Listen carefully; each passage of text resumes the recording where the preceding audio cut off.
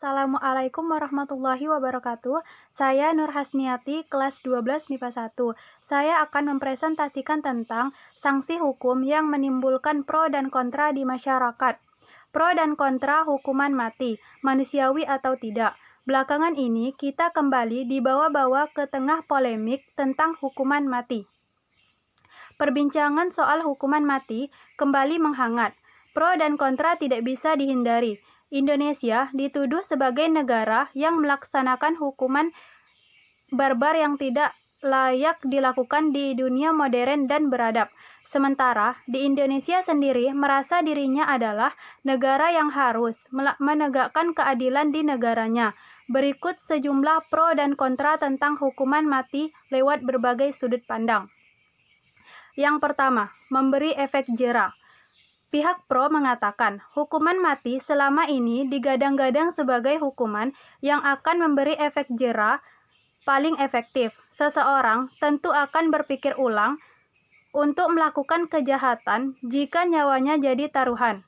Jika hanya diberi hukuman penjara atau sanksi denda, seseorang akan dengan mudah mengulangi lagi perbuatannya. Apalagi bagi orang yang memiliki jabatan dan uang. Hukuman kurungan atau denda tidak akan berarti besar. Hukuman mati mungkin tidak akan mengakhiri segalanya, tapi ada kemungkinan bagi si pelaku untuk mengulangi perbuatannya adalah 0%.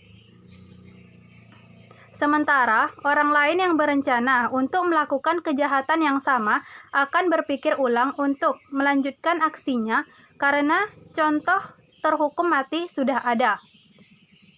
Pihak kontra mengatakan, jika seorang anak tertangkap basah sedang mencuri permen, kemudian orang tuanya memutuskan untuk menghukum anak itu dengan menghapuskan jatah uang jajannya, maka si anak akan tahu bahwa perbuatan mencuri itu salah. Dia akan berpikir ulang untuk mengulangi perbuatannya.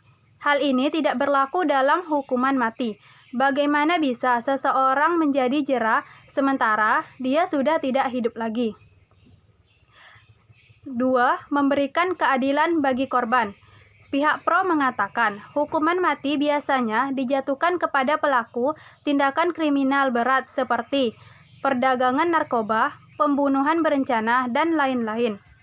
Tindakan mereka menimbulkan kerugian besar bagi korban dan tidak mungkin diganti dengan hal-hal material seperti uang.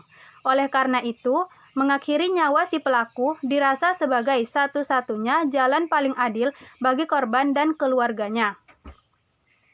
Pihak kontra mengatakan, jika sang pelaku mati, apa yang didapatkan oleh keluarga korban? Apakah hukuman mati adalah upaya? Kita kembali ke istilah usang, balas dendam, nyawa dibayar nyawa. Jika korban mati dan pelaku juga mati, maka apa yang didapatkan masyarakat? Bukankah lebih baik jika pelaku diberi hukuman kerja sosial, di mana dia bisa diberdayakan untuk menjadi sumber tenaga gratis untuk pekerjaan-pekerjaan yang hasilnya bisa dimanfaatkan banyak orang. 3. Lebih efektif dibanding hukuman penjara. Pihak pro mengatakan, hukuman penjara tidak akan membuat seseorang jera. Banyak survei yang membuktikan bahwa seseorang yang keluar dari penjara cenderung akan masuk lagi ke penjara karena mengulangi perbuatannya. Lagi pula, tinggal di penjara tidaklah mudah. Banyak kekerasan dan kekejaman yang terjadi di sana. Hukuman mati sama saja dengan membebaskan si pelaku dari beban berat yang dia terima di penjara. Pihak kontra mengatakan, hukuman mati juga tidak berhasil menekan angka tindak kriminal. Ini membuktikan bahwa hukuman mati memberi efek jera hanyalah mitos belaka. Salah satu negara yang menerapkan sistem hukuman mati adalah Amerika. Di sepanjang tahun 2012 saja terdapat sekitar 15.000 korban pembunuhan. Itu membuktikan bahwa hukuman mati tidak berhasil membuat pelaku lain takut untuk melakukan kejahatan. 4. Sadis. Pihak pro mengatakan tindakan dari terdakwa hukuman mati adalah tindakan sadis yang tidak dapat ditolerir.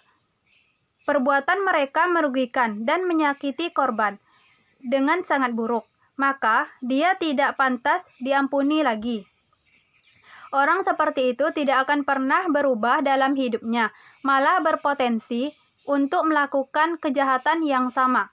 Pihak kontra mengatakan, jika membunuh atau mengedarkan narkoba adalah tindakan yang sadis, mengapa kita membunuh pelaku? Jika si pelaku bersalah karena membunuh, bukankah kita juga bersalah karena membunuh si pelaku?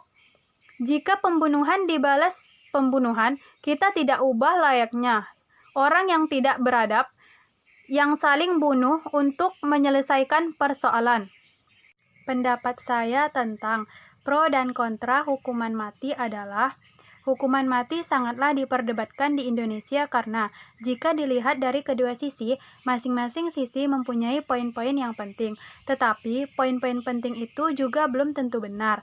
Jika kita lihat dari sisi hukum, hukuman mati merupakan cara yang efektif untuk menjaga ketertiban Indonesia. Tetapi jika kita lihat dari sisi agama dan HAM, sangat jelas jika membunuh orang adalah perbuatan dosa yang juga melanggar hak hidup manusia yang sudah melekat dari kandungan ibu. Jadi, hendaknya lebih baik kita semua berhati-hati dalam bertindak. Baik dari pihak setuju ataupun tidak setuju, semua mempunyai argumen masing-masing yang diyakini dapat dipertanggungjawabkan secara hukum. Karena hanya dengan perbandinganlah kita mendapatkan pemikiran yang lebih jernih.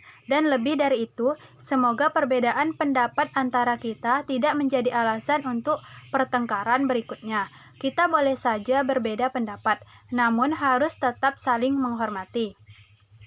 Sekian presentasi saya tentang pro dan kontra hukuman mati, manusiawi atau tidak. Wassalamualaikum warahmatullahi wabarakatuh.